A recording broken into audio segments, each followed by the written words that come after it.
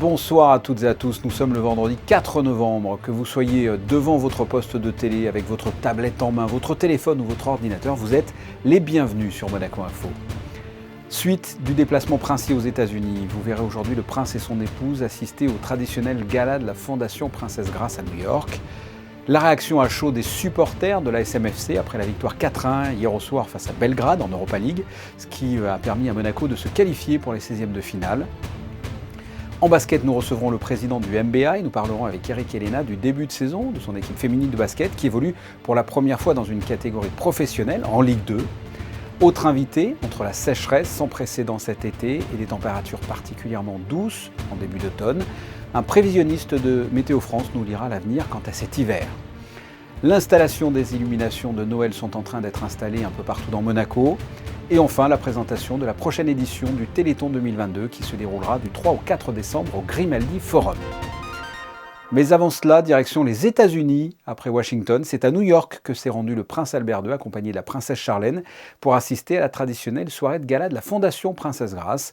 Cette soirée récompense chaque année une vingtaine de jeunes artistes émergents. Retour sur cet événement avec Alexandra Pani sur des images d'Antoine Ecal. Leur domaine de compétences, le théâtre, la danse ou encore le cinéma. Ces jeunes artistes ont été retenus par un jury de professionnels pour leur talent afin de leur offrir un important coup de pouce dans leur carrière en devenir. Les lauréats reçoivent chacun une bourse de $10 000.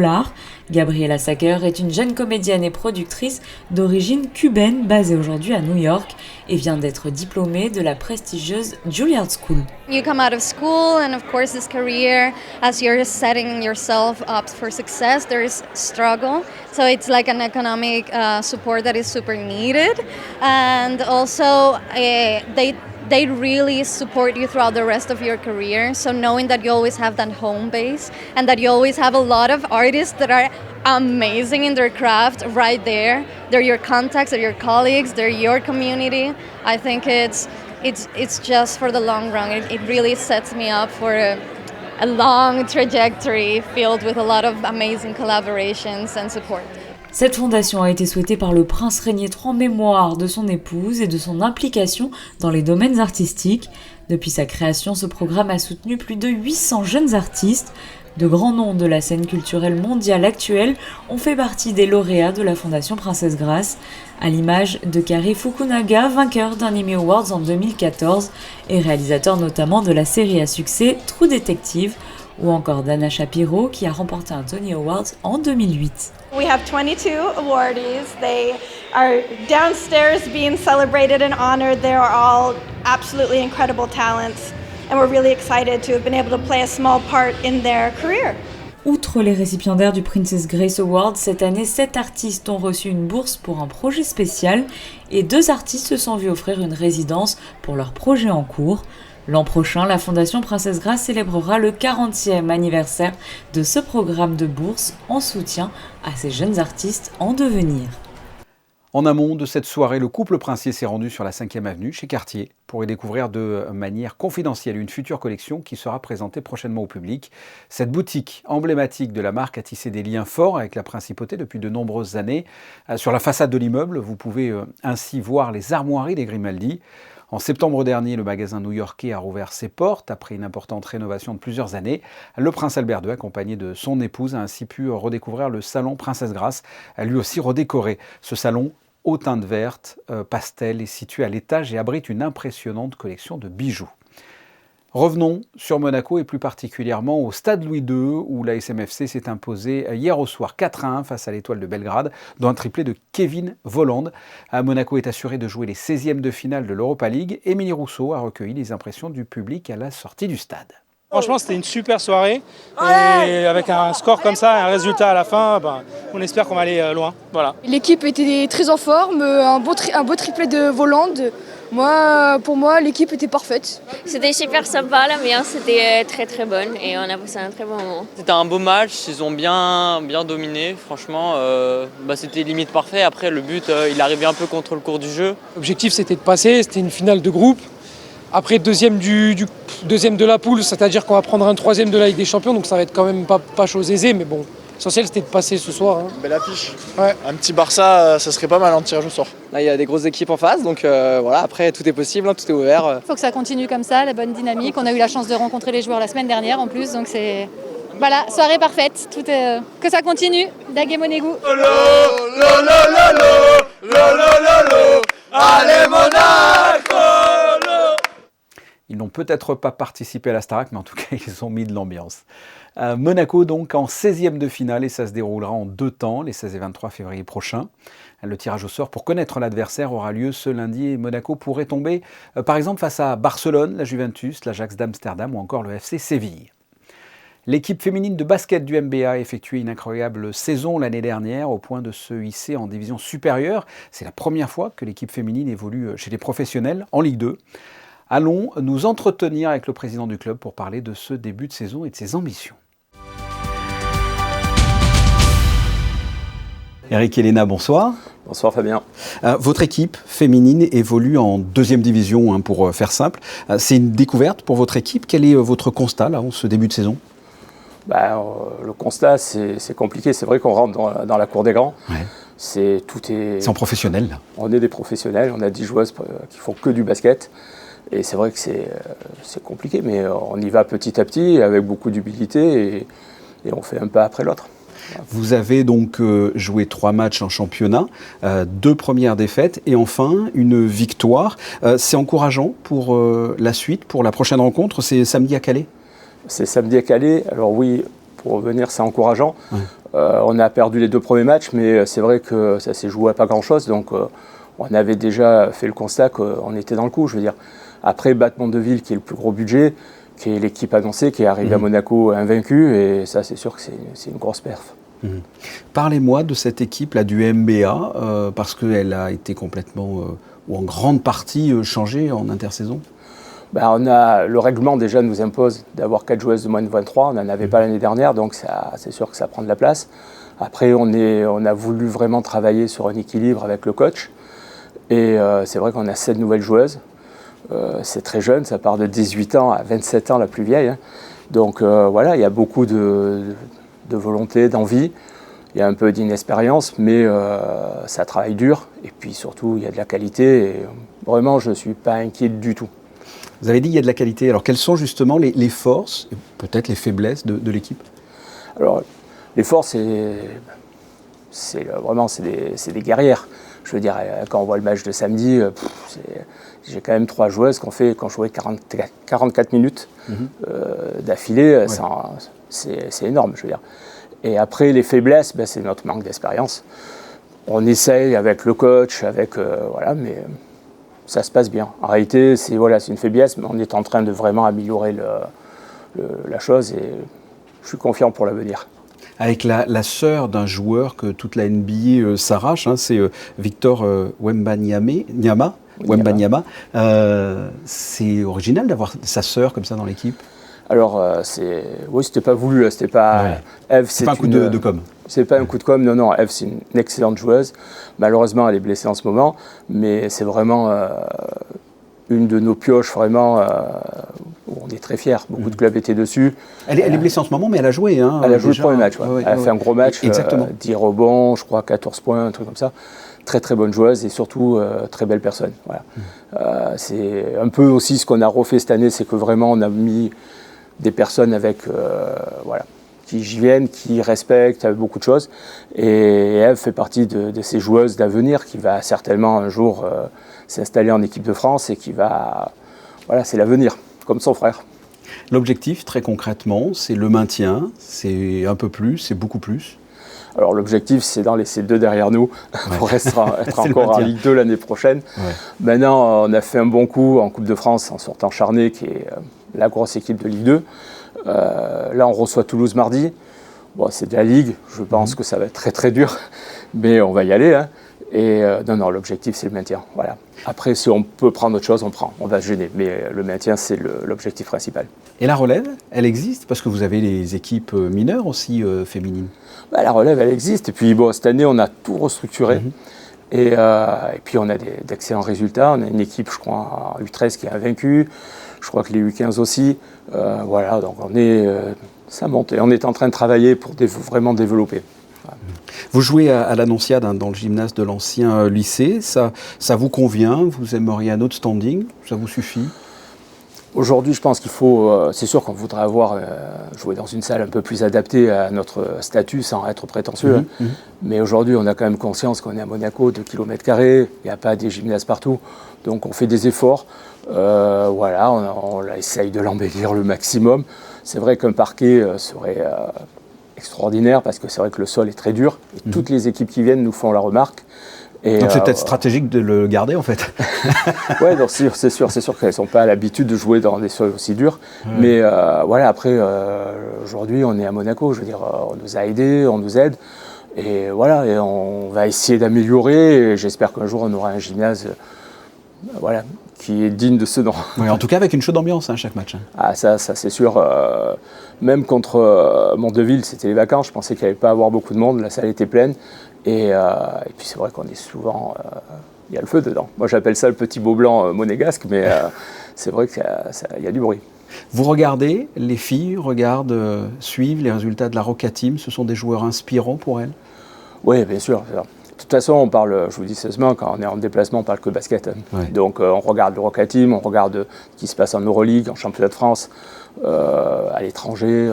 Voilà, on vit basket, on mange basket, et voilà, mais on dort basket. Et avec des joueurs qui suivent aussi les filles, je pense notamment à Yacouba qui, notamment la saison dernière, a suivi beaucoup de matchs des filles. C'est vrai que l'année dernière, Yacouba est venu plusieurs fois, et d'ailleurs on était très fiers.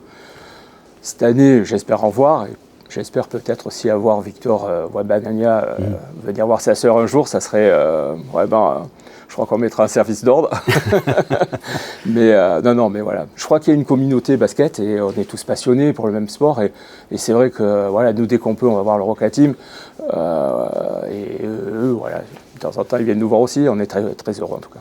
On va peut-être finir sur une pointe de tristesse. On a appris le décès hier d'un pilier du club, Frédéric Bohéro, qui faisait notamment l'étape de marque. J'imagine que vous avez une pensée pour lui. Fred, vous avez dit le bon mot, c'était le pilier. C'est vraiment un pilier du club. C'est quelqu'un qui est là depuis le début, qui travaille, qui a travaillé énormément. Il fait partie de ces dirigeants avec qui on a construit cette échelle pour monter le club le plus haut possible. Et aujourd'hui, il nous laisse un grand vide, non seulement chez nous, mais je pense dans le basket de toute la région, parce qu'il était aussi bien à la salle Gaston Médecin qu'à Roquebrune, qu'à Golf. Voilà. Et aujourd'hui, voilà, moi, j'ai une grosse pensée pour Annick, sa femme, et Alex et Virginie, ses enfants. Et voilà, il nous laissera vraiment un grand vide. Ça ne sera jamais plus pareil. C'est là-dessus qu'on se quitte. Merci Eric Elena. Merci beaucoup. Sans transition dans le monde de la diplomatie, Lorenzo Ravano, représentant permanent de la Principauté de Monaco auprès de l'Organisation pour la sécurité et la coopération en Europe, l'OSCE, a présenté à Vienne ses lettres d'accréditation à Madame Helga Schmidt, secrétaire générale de l'organisation. De son côté, Frédéric Labarrère, le nouvel ambassadeur de la Principauté de Monaco auprès du Grand-Duché de Luxembourg, a remis ses lettres de créance auprès du Grand-Duc Henri de Luxembourg. La météo perd-elle la tête? Ou plutôt, la météo nous fait-elle perdre la tête? Entre records de température ou à l'inverse, terrible intempérie. Avec nous ce soir, un prévisionniste à Météo France, Gabriel Lelouch. Bonsoir. Gabriel Lelouch, bonsoir. Bonsoir. Nous avons voulu nous entretenir avec vous parce qu'on a l'impression, comme je le disais, de marcher sur la tête avec la météo en ce moment. Avec une sécheresse incroyable cet été, un été indien surprenant au mois d'octobre, et là, début novembre, des déluges. Quel constat vous pouvez faire? Tout est normal pour vous? Alors, effectivement, la situation n'est pas totalement normale. On a observé un mois d'octobre particulièrement chaud sur la France comme sur la région PACA et les Alpes-Maritimes. On a eu un record sur le nombre de jours où la température maximale a dépassé 20 degrés sur Nice. Et Nice est une station historique qui date de 1942. Donc, ça prouve la rareté de cet événement que nous avons connu. J'ai lu même, pour aller au-delà, que sur 12 mois de cette année, il y a eu 9 mois avec une anomalie positive. Qu'est-ce qu'on appelle une anomalie positive? Alors, l'anomalie, c'est tout simplement l'écart entre la température observée et la température normale moyenné sur les 30 dernières années, en tout cas les 30 années entre 1990 et 2021. Voilà, donc une anomalie positive est synonyme de valeur au-dessus de cette normale. Et le mois d'octobre, on l'a dit, a été le plus chaud d'ailleurs jamais enregistré. Comment est-ce que vous expliquez ça ? Effectivement, là, ce qui a été remarquable, c'est la durée de cet épisode de chaleur sur le mois d'octobre et notamment sur son côté tardif sur la deuxième semaine la deuxième moitié du mois d'octobre. Et en fait, on a eu une situation très dépressionnaire sur l'Atlantique qui a fait remonter des températures, de l'air très chaud des Canaries. Voilà, donc du coup, on a dû élever et sur un temps long sur notre pays. À quel point, pour vous, ça peut être inquiétant ? Bien, c'est dans le cadre de la problématique actuelle du changement climatique. C'est de voir ce genre d'épisode se produire plus fréquemment.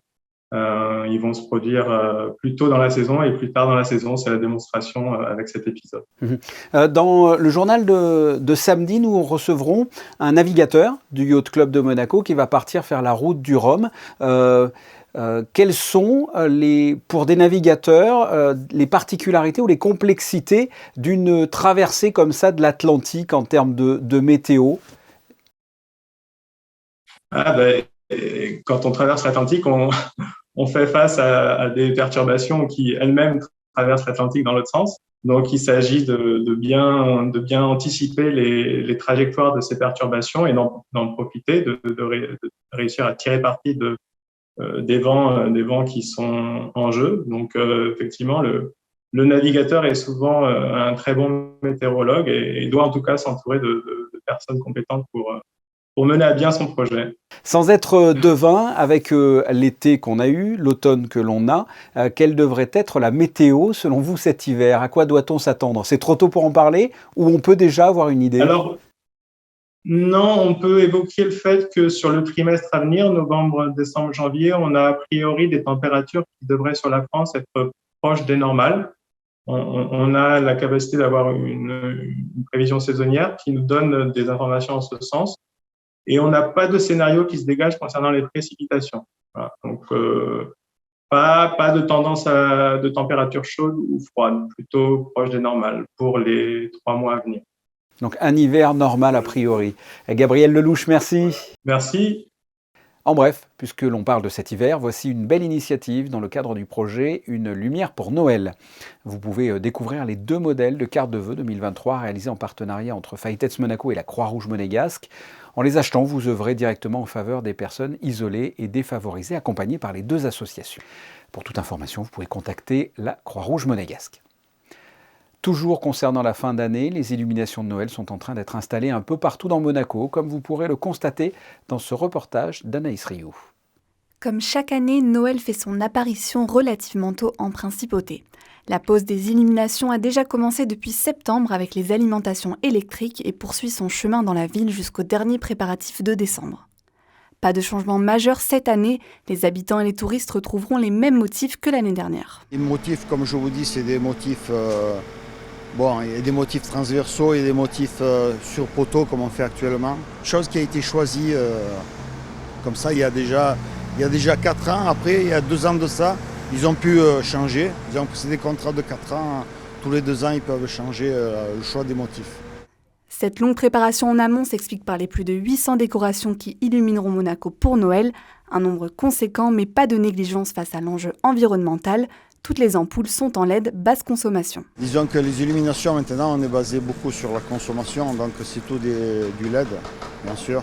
Là, ça fait ces dernières 10 ans, disons, on a quand même baissé beaucoup en consommation, niveau puissance électrique et tout. La consommation a vraiment baissé, mais de beaucoup, quoi, par rapport à avant où c'était quand même assez important. Prochaine étape, avenue de la Porte-Neuve, avant l'installation du traditionnel village de Noël sur le quai du Port Hercule, après le départ de la foire. La foire qui reste en place jusqu'au 19 novembre inclus. À quelques semaines du lancement du Téléthon 2022, l'association monégasque pour les maladies rares et génétiques s'est réunie à la Maison des associations pour peaufiner les derniers détails de l'événement qui aura lieu les 3 et 4 décembre au Grimaldi Forum. Émilie Rousseau et Lionel Bernardi étaient également présents. Voyez le reportage. C'est l'un des marathons caritatifs le plus suivi en France et à Monaco. Depuis plus de 35 ans maintenant, et grâce à vos dons, le Téléthon permet de faire avancer la recherche contre les maladies génétiques rares. Grâce à cela, des traitements ont pu voir le jour pour mettre en place une prise en charge médicale adaptée. Là, on commence à être à l'époque des victoires. On a des victoires sur certaines maladies. Il est important de pouvoir élargir ce champ d'action sur d'autres maladies et de découvrir peut-être d'autres maladies avec les gènes manquant et petit à petit arriver à élargir vraiment le champ d'action de ces thérapies. Aujourd'hui, la FM Téléthon mène un nouveau combat, celui de pouvoir dépister ce type de maladie à la naissance pour traiter les enfants avant l'apparition des symptômes. C'est pour cela que l'association monégasque pour les maladies rares et génétiques se mobilise une nouvelle fois cette année pour 2 journées Téléthon au Grimaldi Forum. Organisateurs, partenaires et bénévoles se sont réunis pour préparer au mieux cet événement. C'est une belle cause. Chaque année, on fait un concert au Théâtre des Variétés pour une cause différente, pour les smileys. On l'a fait aussi pour la lutte contre le cancer, donc différentes causes qui nous tiennent à cœur. Et puis là, le Téléthon, c'était l'occasion de participer à une jolie cause et puis de venir chanter, ce qui est toujours agréable. On est venu me chercher, j'ai dit oui de suite sans réfléchir. Moi, ça fait longtemps que je suis là, parce que j'avais des amis qui étaient handicapés qui aujourd'hui, malheureusement, sont plus là. Donc c'est pour ça, chaque année, j'essaye d'être présent pour eux.